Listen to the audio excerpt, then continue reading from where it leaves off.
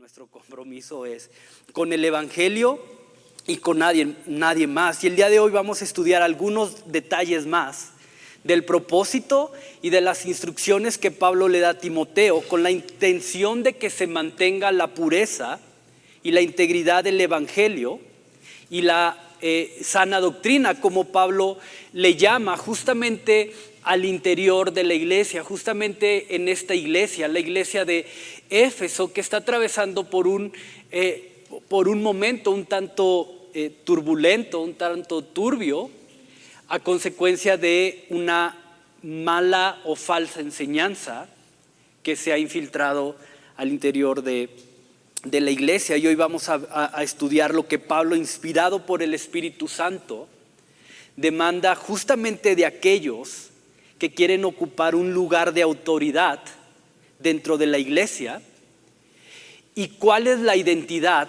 y cuál es la función que Dios le ha dado a esta comunidad de fe que hoy nosotros llamamos iglesia. Entonces, 2 puntos que vamos a ver el día de hoy: cuáles son los requisitos, las virtudes que un ministro, que un servidor tiene que reunir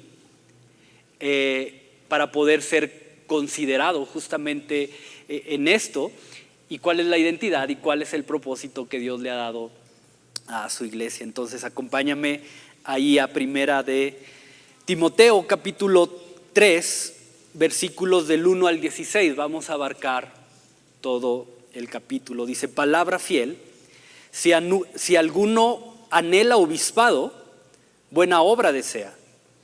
Pero es necesario que el obispo sea irreprensible, marido de una sola mujer, sobrio, prudente, decoroso, hospedador, apto para enseñar, no dado al vino, no pendenciero, no codicioso de ganancias deshonestas, sino amable, apacible, no avaro, que gobierne bien su casa, que tenga a sus hijos en sujeción con toda honestidad. Pues el que no sabe gobernar su propia casa, ¿cómo cuidará de la iglesia de Dios? No un neófito, no sea que envaneciéndose caiga en la condenación del diablo. También es necesario que tenga buen testimonio de los de afuera, para que no caiga en descrédito y en lazo del diablo. Versículo 8: los diáconos asimismo deben ser honestos, sin doblez, no dados a mucho vino, no codiciosos de ganancias deshonestas, que guarden el misterio de la fe con limpia conciencia, y estos también sean sometidos a prueba primero, y entonces ejerzan el diaconado si son irreprensibles. Las mujeres asimismo sean honestas, no calumniadoras, sino sobrias, fieles en todo. Los diáconos sean maridos de una sola mujer, y que gobiernen bien sus hijos y sus casas, porque los que ejercen bien el diaconado ganan para sí un grado honroso y mucha confianza en la fe que es en Cristo Jesús. Esto te escribo, aunque tengo la esperanza de ir pronto a verte, para que si tardo, sepas cómo debes conducirte en la casa de Dios, que es la iglesia del Dios viviente, columna y baluarte de la verdad. E indiscutiblemente grande es el misterio de la piedad. Dios fue manifestado en carne, justificado en el Espíritu, visto de los ángeles, predicado a los gentiles, creído en el mundo, recibido arriba en gloria. Señor, gracias porque eres tú quien ha establecido lo que es tu iglesia, Señor. Nosotros simplemente tenemos que obedecer y sujetarnos a lo que tú ya has dictado, tanto para tu iglesia como para aquellos, Señor, que quieran servir o ocupar una posición de liderazgo, Señor. Entonces, Padre, que tu Espíritu esté hablándonos esta mañana, Señor, que podamos identificarnos con lo que Pablo está escribiendo aquí, Señor, confiando en que estas virtudes no son únicamente para aquellos que quieren ocupar ese lugar de liderazgo o de servicio, sino que son virtudes que por naturaleza tienen que ser evidenciadas en aquel que se diga un discípulo tuyo. Entonces, Padre, confróntanos si es necesario, redargúyenos si es necesario, consuélanos si es necesario, redirige nuestra mirada hacia ti si es necesario, haz lo que sea necesario en el corazón de cada uno, Señor, en el nombre de Jesús. Amén. Si analizamos un poquito la historia de los inicios de la iglesia, particularmente entre los primeros 15, 20, 25 años después de que Jesús les deja a sus discípulos la responsabilidad de llevar el mensaje del evangelio, ¿no? Justo antes de Jesús ascender al cielo, Mateo 28 les dice: vayan por todo el mundo, ¿verdad? Y serán mis testigos y enseñen que guarden todas estas cosas que yo les he mandado. De 15 a 20 años después aproximadamente, vamos a encontrar que los inicios de la iglesia está acompañada de una muy fuerte y muy violenta persecución. De hecho, el mismo Pablo, ¿no?, quien está escribiendo esto, ha experimentado en carne propia la dureza de ser perseguido a causa de Jesús y de anunciar el evangelio. Si lees 2 de Corintios, hay toda una lista de sucesos o de castigos que Pablo ha tenido que enfrentar a causa de Jesús y de llevar su evangelio. Entonces es interesante que a pesar del riesgo de ser violentado, es interesante que a pesar del riesgo que hay de ser perseguido a causa de la fe, a causa del nombre de Jesús, haya quienes anhelen ser obispos. Por eso dice Pablo en el versículo 1, si alguno anhela obispado, buena obra desea.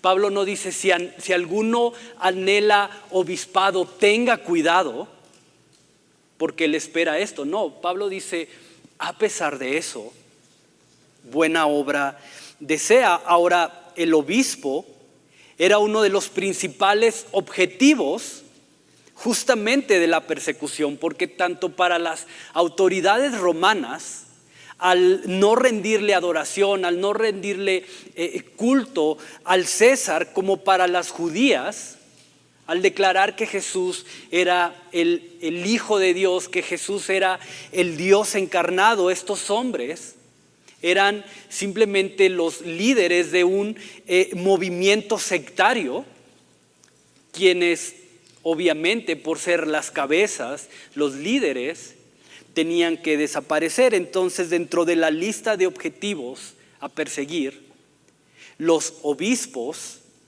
estaban en los primeros lugares de persecución.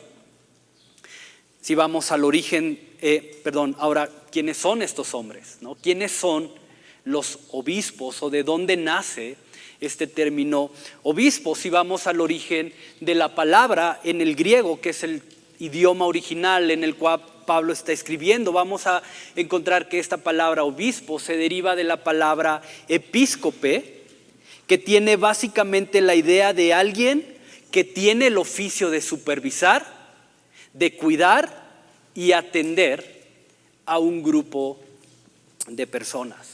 Eso es lo que significa la palabra obispo, o de esa manera se le llamaba a alguien que tenía este oficio: cuidar, supervisar, atender a un grupo determinado de personas. Básicamente el obispo es lo que hoy nosotros conocemos y llamamos como un pastor. Como un pastor es básicamente eso, esa es la tarea del pastor, o esa debería de ser la tarea del pastor: cuidar, atender, guiar, edificar a determinado grupo de personas. Y obviamente quiero que medites en esto, pero la posición de obispo, la posición de pastor no es una posición cómoda. no es una posición de privilegio, no es una posición segura, es una posición que nos coloca en un terreno de servicio. Es una posición que nos coloca en un terreno en el que tenemos que invertir tiempo, tenemos que invertir nuestra energía, tenemos que invertir nuestros esfuerzos, tenemos que invertir nuestros recursos. Es una posición donde hay lágrimas, muchas lágrimas, para poder cuidar, para poder guiar, para poder supervisar, para poder edificar a aquellos que cada día son añadidos a la iglesia de Dios. Y esa debería, te repito, de ser la función de un pastor. Las condiciones deberían de facilitar, las condiciones deberían facilitar al pastor para que pudiera ejercer de manera libre, de manera, no sé cómo decirlo, pero para que pueda desarrollar justamente este oficio por lo que representa, ¿no? Básicamente en las manos del pastor, del obispo, está la responsabilidad de personas, ¿verdad? Por eso dice Pablo, aquel que anhela eso, buena obra desea. Aquel que anhela eso está anhelando algo bueno. Ahora déjame aclarar esto, no es que Pablo esté alabando o que esté exaltando alguna virtud en aquel que anhela ocupar esa posición. No, la alabanza, la virtud que Pablo exalta no es hacia la persona, sino más bien está hablando de la importancia y, como te decía anteriormente, la responsabilidad que conlleva un oficio como esto. Por eso Pablo, inspirado por el Espíritu, y esto es muy importante recalcarlo, inspirado por el Espíritu, desea que aquellos que busquen ocupar esta posición tienen que manifestar un profundo carácter y un grado de madurez espiritual que los lleve a vivir vidas verdaderamente dignas de la posición que anhelan ocupar.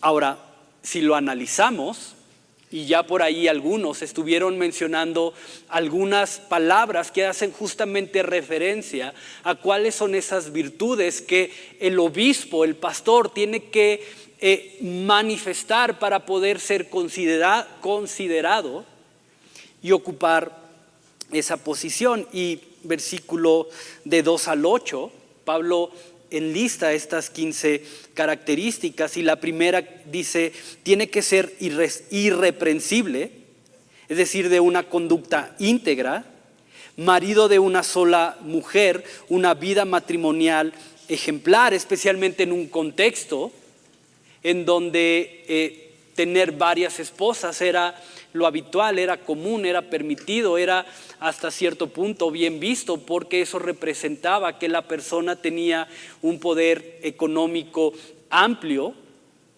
para poder mantener a más de una esposa. Sobrio, es decir, libre de toda forma de exceso, libre de toda pasión o impulsos. Prudente, es decir, que actúa con sabiduría. Decoroso, que no dé motivos para que hablen mal de él. Hospedador, es decir, dispuesto a servir a otros.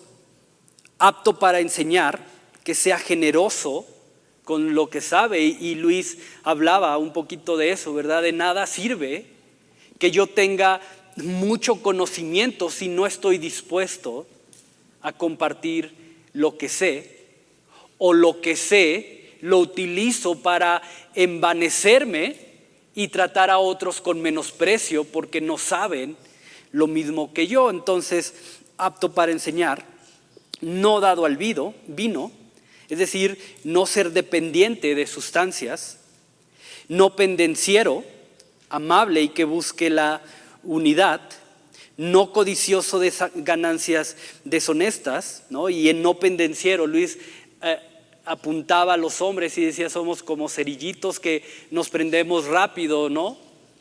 Pero también esto aplica para la mujer, porque a lo mejor la mujer no es de irse inmediatamente a los golpes, ¿no? Al jalón de cabello y al mordisco, pero ¿qué tal el chisme? ¿No? ¿Qué tal el estar hablando a espaldas de la otra persona? Entonces aplica para todos, no nada más para los hombres. No codicioso de ganancias deshonestas, es decir, alguien que no ame al dinero y que haga cosas para obtener más. Apacible, es decir, pacífico, que ame a su prójimo, no avaro, que no haga las cosas por interés personal, es decir, te ayudo para que después tú me ayudes, te ayudo pero lo anoto aquí en mi libretita para que cuando ocupe un favor decirte, oye, ¿te acuerdas cuando te ayudé? Pues entonces te toca. Que gobierne bien su casa, es decir, que busque el bienestar de su familia, dirigiéndolos en el temor del Señor. Y como hombres, como cabezas de familia, tenemos que saber que nuestro principal y primer ministerio es nuestra familia, que nuestros primeros discípulos son nuestros hijos. Entonces, como hombres tenemos que estar cumpliendo justamente con esto. No un neófito, es decir, no un recién convertido, alguien que apenas está llegando a la iglesia y conociendo de qué se trata esto. De buen testimonio, es decir, que otros validen todo lo anterior. Que alguien que no seas tú pueda decir, sí, lo conozco y puedo decirte que tiene estas características. Ojo, no hablamos de perfección, pero sí hablamos de una lucha por manifestar estas características, estar en este proceso de transformación o lo que en teología llamarían santificación progresiva. Entonces estas son las 15 virtudes que Pablo enlista, y no sé si estás conmigo en esto, pero a esta lista se le pudieran agregar muchas más virtudes que pudiéramos llegar a considerar esenciales para cualquiera que quiera ocupar una posición como esta. Yo creo que Pablo simplemente hizo una lista de las principales o de las que en ese momento el Espíritu Santo le reveló, pero pudiéramos agregar muchas más virtudes. Y de hecho Pablo lo hace cuando incluye a los obispos, cuando incluye a los diáconos que cumplen una función diferente. Y si te fijas, la lista de virtudes es muy similar, quizá variando en algunos detalles. Mientras que para el obispo dice que no se ha dado al vino, para el diácono dice no se ha dado al mucho vino, ¿verdad? Y ojo, y obviamente tenemos que tomar esto con mucho cuidado y con mucha cautela, pero la Biblia nunca, no vas a encontrar un versículo en el cual la Biblia esté en contra del alcohol. La Biblia está en contra del abuso del alcohol. En eso sí está en contra, pero bueno, ese es otro tema, ¿verdad? Discutible y que podemos hablar después. Y te repito, no estoy promoviendo el consumo, simplemente una de las dudas que todo el mundo manifiesta es: ¿el cristiano puede tomar o no puede tomar? ¿Verdad? Y Pablo va a ser muy claro y dice: si es piedra de tropiezo para alguien, mejor absténgase, ¿verdad? Entonces, hay lugares, hay momentos, hay cantidades que son adecuadas, prudentes y sabias para poder hacerlo. Y aquí Pablo menciona eso, ¿verdad? Mientras que para unos, dice Pablo, que no se ha dado al vino, para otros dice que no se ha dado a mucho vino. Entonces, ojo con esto. Ahora, la palabra diácono es la palabra griega diakonoi, que se utilizaba para llamar a alguien que ejercía una función de ayudante o de servidor. Ayudante o servidor. Entonces quiero que veas lo interesante de esto, porque en el contexto de la reunión de la iglesia, que es lo que Pablo está tratando de corregir, de enseñar, de pedirle a Timoteo que tenga mucho cuidado, en el contexto de la reunión de la iglesia, no cualquiera podía enseñar. No cualquiera podía llegar a ser un obispo, no cualquiera podía llegar a ser un pastor, y tampoco cualquiera podía ocupar un lugar de diácono o de servidor. No cualquiera. Y si se consideraba a alguien para hacerlo, primero, dice Pablo, tiene que dar evidencias de un carácter que verdaderamente ha comenzado a ser transformado por el poder del Evangelio de Jesús.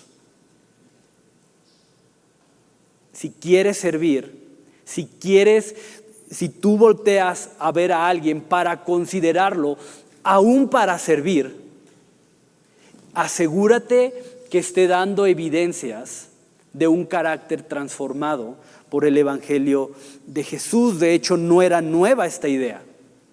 No era algo que a Pablo se le ocurre para tratar de solucionar la problemática que se está viviendo al interior de la iglesia de Éfeso, sino que definitivamente creo que fue algo que Pablo aprende y hereda de los discípulos de Jesús. Acompáñame a Hechos, capítulo 6, versículos del 1 al 7, y no pierdas Timoteo, porque ahorita vamos a regresar ahí.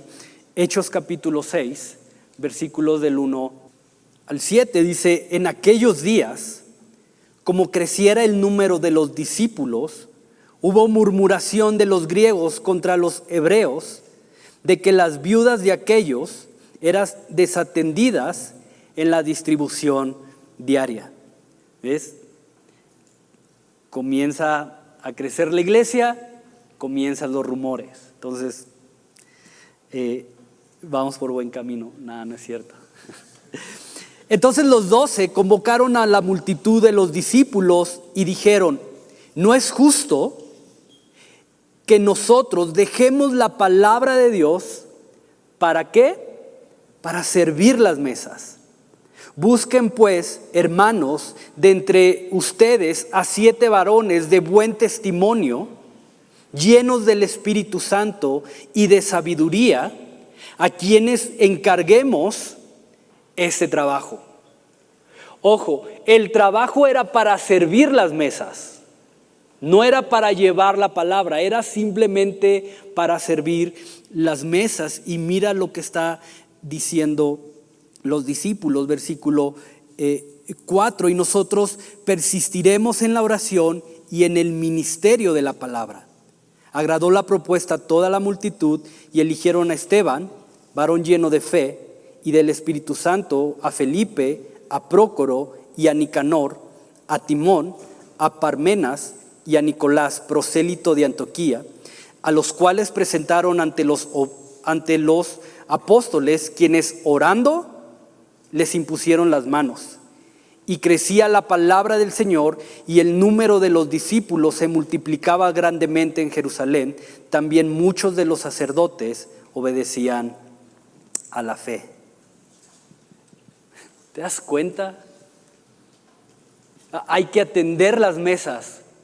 No podemos nosotros como discípulos, como obispos, estar desatendiendo lo que Jesús nos llamó a hacer por estar atendiendo a las viudas, a los necesitados, no porque fuera un trabajo de menor rango, simplemente porque Dios les había llamado a hacer esto. Y dice: escojan a 7 varones llenos del Espíritu Santo, llenos de sabiduría y de buen testimonio. Algo tan aparentemente sencillo como la atención, el manejo, el cuidado, la distribución de los alimentos entre los necesitados fue específicamente delegado a hombres que mostraban un carácter transformado por el Evangelio. Es decir, no buscaron como característica principal, no pusieron en la lista de requisitos como característica principal, ¿saben qué? Busquen a hombres con experiencia en alimentos. Busquen a hombres con habilidad para cocinar. Busquen a hombres que sean expertos en administrar. No. Dice, busquen a hombres llenos del Espíritu Santo, de sabiduría, que como lo sabemos, la sabiduría o el temor al Señor es el principio de la sabiduría, y de buen testimonio. Que otros los conozcan y que puedan decir, sí, definitivamente ellos cumplen con estos requisitos. Y quiero que medites en esto, porque la lista de virtudes que Pablo le solicita a Timoteo, tanto para el obispo, para el pastor, como para el servidor, son virtudes que difícilmente alguien va a manifestar con regularidad, a menos que en primer lugar sea alguien lleno del Espíritu. Si el obispo, si el pastor no camina en el Espíritu, la lista de 15 virtudes simplemente no va a ser sostenible. Simplemente va a caer, se va a quebrar en algún punto. Puede aparentar por un tiempo, puede ocultar determinadas cosas, pero Dios se va a encargar de sacar eso a la luz. Chécate, cada virtud, tanto del obispo como del diácono, están principalmente alineadas con el carácter y no tanto con la habilidad para ocupar la posición. Si acaso encontramos una que pudiera ser que sea apto para enseñar, hablando de habilidad, pero todas las demás apuntan hacia el carácter, están alineadas principalmente al carácter. Por eso como iglesia nos preocupa más tu carácter que tu habilidad. Como iglesia nos importa más cómo está tu corazón que todo lo que pudieras llegar a hacer con tus talentos o con tus habilidades. Y no sabes la cantidad de veces que me han dicho, oye, pues fulanito está aprendiendo esto, ¿por qué no le das chance en la alabanza? Porque su carácter no es el correcto. Y puede ser el virtuoso de la década y puede cantar como el mismo ángel y puede pararse aquí y hablar con la mayor elocuencia como un orador profesional, pero si no ha dado muestras evidentes de que su carácter ha sido transformado por el Evangelio de Cristo, no va a tomar un lugar acá. Al menos mientras yo esté aquí. Quizá llega alguien más y dice, sí, órale, que se suban, ¿no? Y bueno, ya no es mi responsabilidad. Pero mientras yo esté al frente, que por la gracia de Dios y por el buen sentido del humor de Dios me ha puesto a mí aquí al frente, vamos a respetar o vamos a tratar de respetar lo que Dios ha establecido. Porque nos importa más tu corazón que tu habilidad.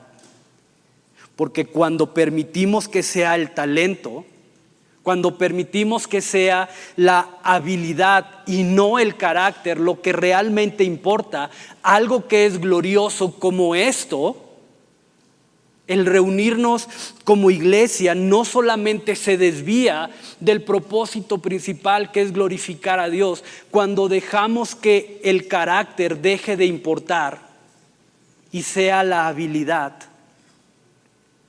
abrimos la puerta para que cualquier cantidad de pecado entre a este lugar. Y puedes verlo con N cantidad de iglesias, como pastores elocuentes, musculosos, tatuados, con buena apariencia, que se juntan con las grandes celebridades, con Justin Bieber, con LeBron James,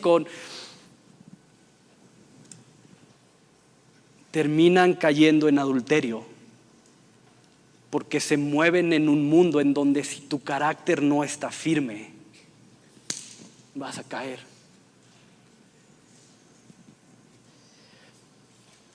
Entonces, cuando dejamos que el carácter no sea lo importante y dejamos que la habilidad tome el lugar del carácter, entonces puede pasar cualquier cosa aquí. Por eso dice Pablo, tanto el que anhela ser obispo como el que quiere ocupar un lugar de servicio en el contexto de la reunión de la iglesia, antes de que ocupe el puesto, dice Pablo, tiene que ser probado y tiene que haber gente que valide y dé testimonio de que esa persona tiene un carácter transformado por el evangelio. Y esto también me habla de que como iglesia, y vamos a terminar justamente viendo eso, como iglesia, si tú dices ser un discípulo de Cristo, no puedes vivir un cristianismo aislado. Tiene que haber interacción, que otros puedan conocerte, para que puedan decir, sí, lo conozco, me ha dado la oportunidad de conocerle y puedo decir que tiene estas características o no tiene estas características.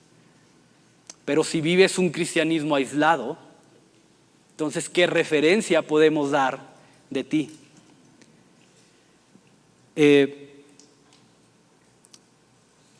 Y sabes, toda esta lista de virtudes que Pablo establece me habla de la seriedad y del peso que Pablo sentía por evitar que algo tan glorioso como la reunión de la iglesia fuera dirigido por algo que no fuera la presencia y el mover del Espíritu Santo. Había tanta carga en el corazón de Pablo que le dice a Timoteo, chécate esto, para que no sea algo diferente lo que esté dirigiendo la reunión de la iglesia. Mira, versículo 14 y 15. Regresa otra vez ahí a Primera de Timoteo.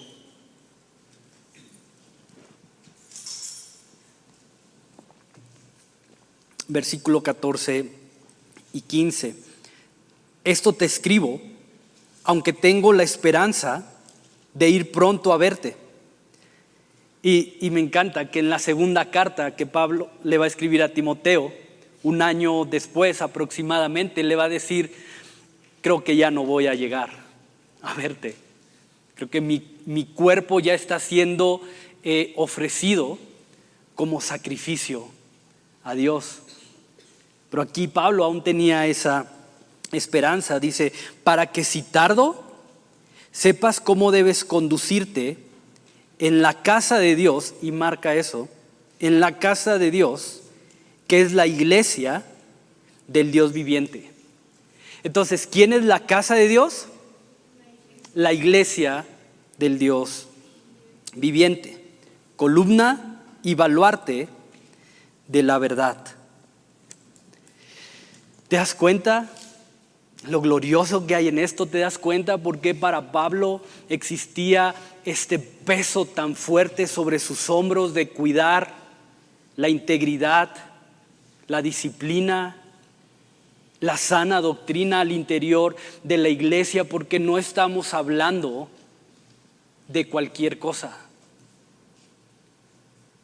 Estamos hablando que como iglesia, como congregación, que como te lo he explicado antes, es lo que significa la palabra eclesía, congregación, reunión. Somos la casa del Dios, la iglesia del Dios viviente. Por eso no sé si puedes ver, porque para Pablo es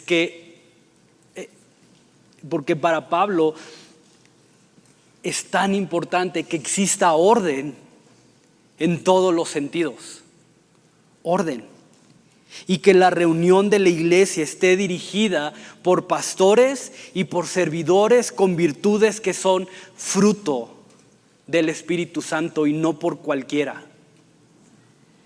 Y quiero que veas lo profundo de esto, porque con esta sencilla expresión, la casa de Dios, que es la iglesia del Dios viviente, columna y baluarte de la verdad, Pablo revela la identidad y le asigna un propósito a la iglesia.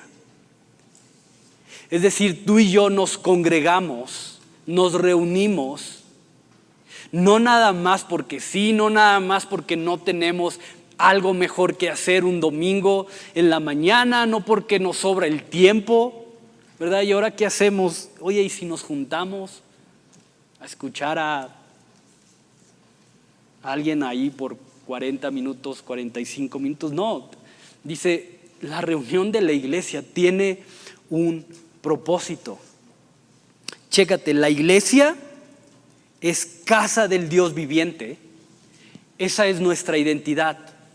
Somos la casa del Dios viviente, y creo que va a aparecer ahí. Columna y baluarte de la verdad. Ese es el propósito.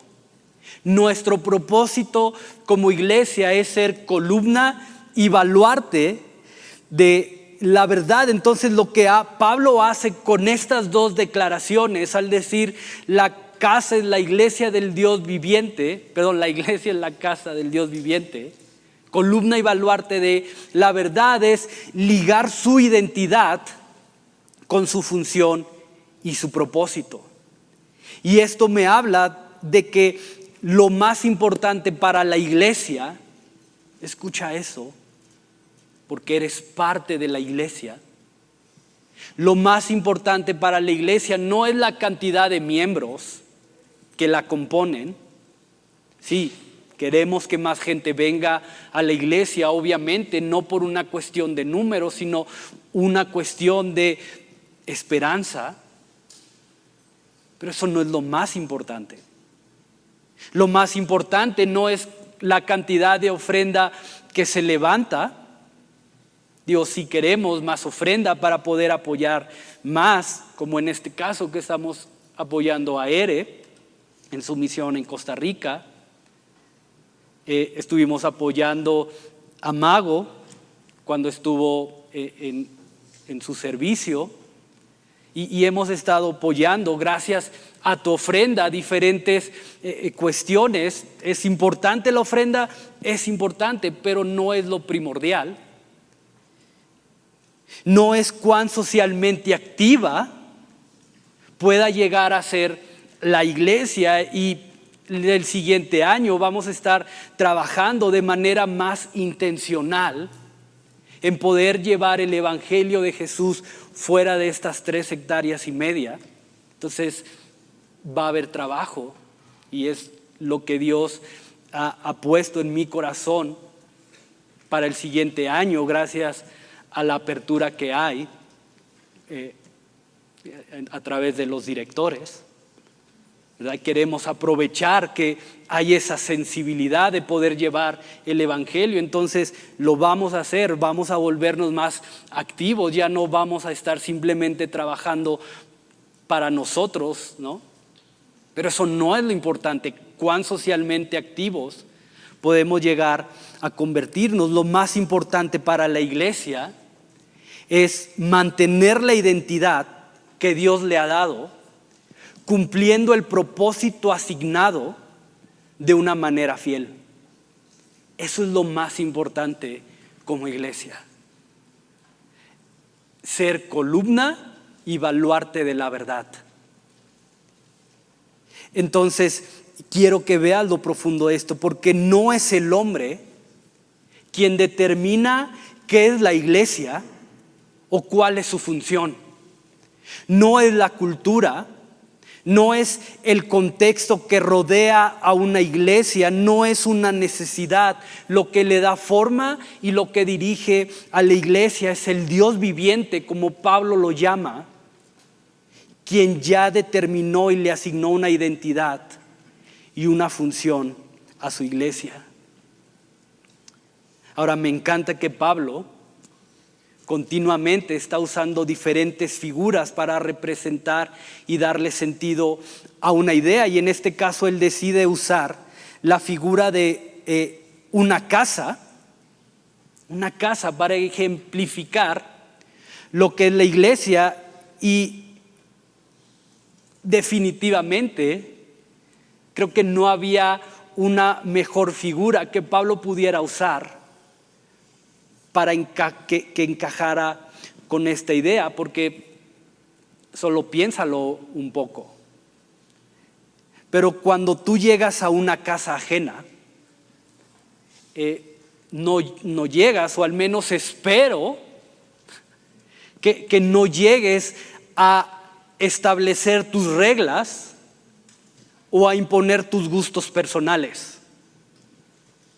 Cuando llegas a una casa que no es tuya, no llegas diciendo: cámbiame el color de esa pared, no sirvas en estos platos, mejor sirve en estos platos porque están más bonitos, no pongas esa música porque a mí no me gusta, pon esta otra.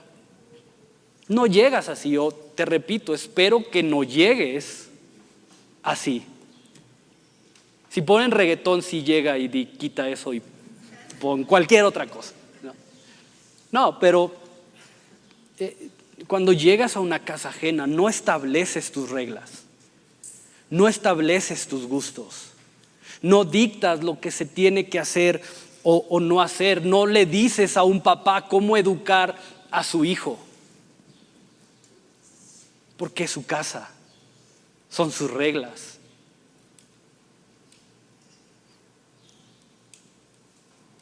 Cuando llegas a una casa ajena, simplemente te sujetas a lo que el dueño de la casa determina que se haga y cómo se haga. Entonces, chécate, Pablo no solo revela cuál es la identidad, cuál es el propósito de la iglesia, sino que además establece quién es el dueño de la iglesia.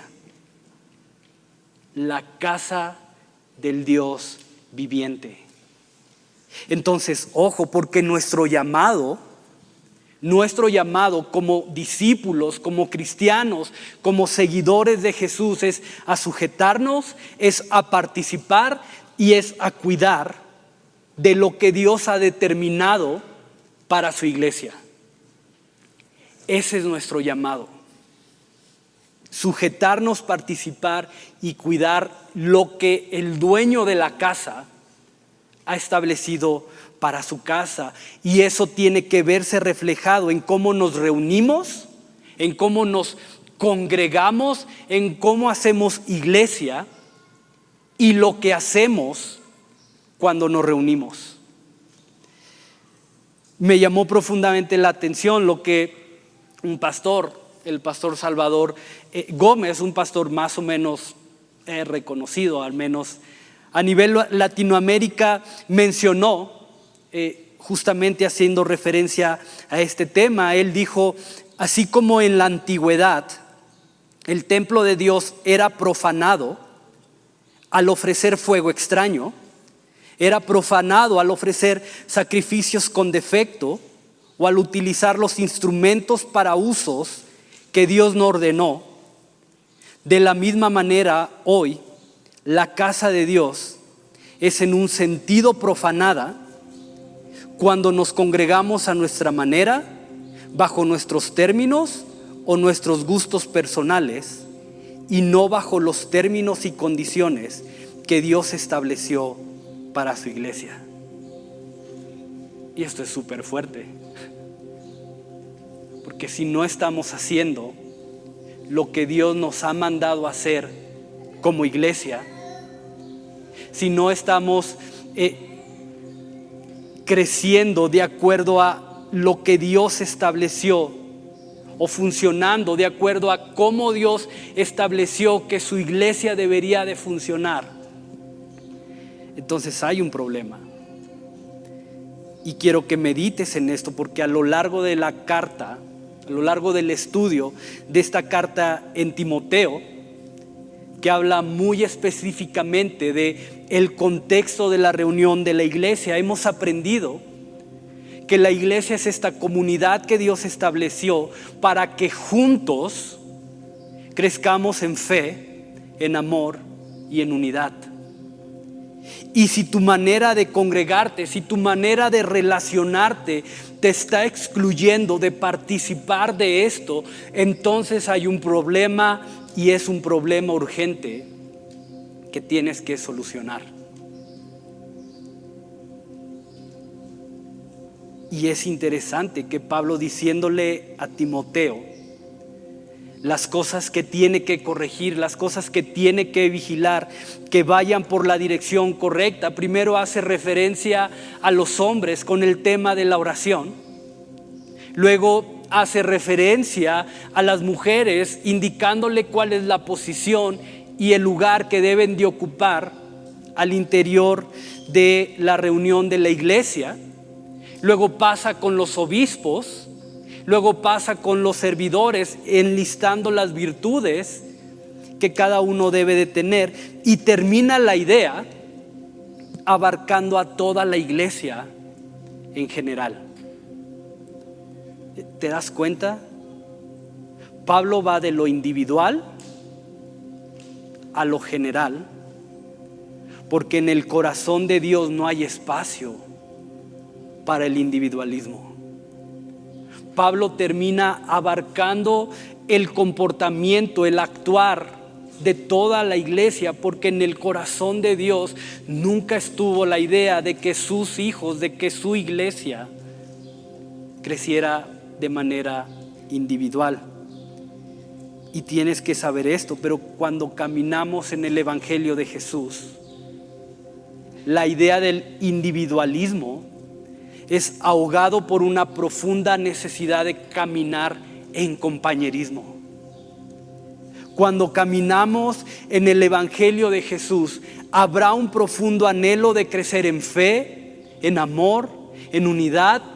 Habrá un profundo anhelo de crecer en alabanza y adoración en un contexto de comunidad. ¿Sabes? Y quizá eso responda a tu pregunta.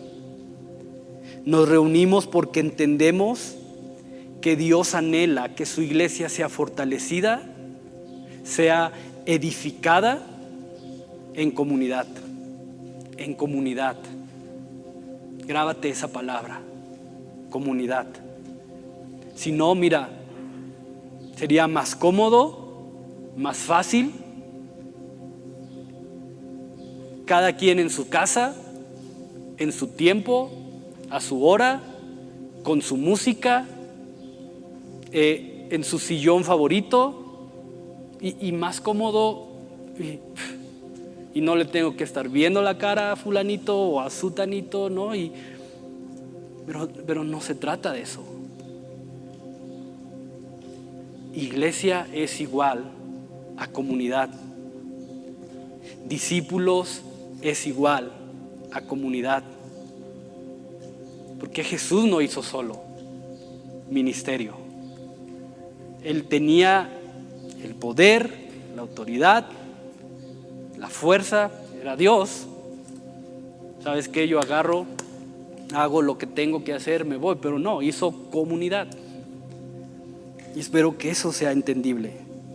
Y te repito, si tu forma de congregarte te está aislando de participar de esto, tienes que arrepentirte para empezar a caminar en lo que el Dios viviente, a quien le pertenece la iglesia, ha determinado para ella. Y te repito, no es un gusto personal, no es la idea de Quique 2022, no, es la idea de Dios desde la eternidad. Entonces, peléate con Él. Y quiero terminar con esto porque dice Pablo, la iglesia es columna y baluarte de la verdad, propósito. Es decir, a Dios le plació delegar el que la verdad sea difundida, a Dios le plació el que la verdad sea anunciada, sea defendida por la iglesia. Y de acuerdo a comentaristas, Pablo cierra la idea tomando parte de un himno que se comenzaba a entonar en las reuniones de la iglesia, ¿no? Versículo 16, e indiscutiblemente grande es el misterio de la piedad. Dios fue manifestado en carne, justificado en el Espíritu, visto de los ángeles, predicado a los gentiles, creído en el mundo, recibido arriba en gloria. Y este es el fundamento de la verdad que hemos sido llamados a anunciar. Y eso va más allá de simplemente venir y cumplir con una asistencia.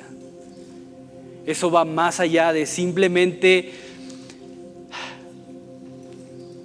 convertirnos, no sé, venir y ya. Para verdaderamente ser columna y baluarte de la verdad, como Dios quiere que seamos, necesitamos tener la humildad para poder caminar en la identidad que Dios le ha dado a su iglesia, la casa del Dios viviente. Y esa es mi oración para nosotros, que podamos crecer en unidad, en amor, en fe, y que podamos ser esa columna y baluarte de la verdad que Dios quiere que sea.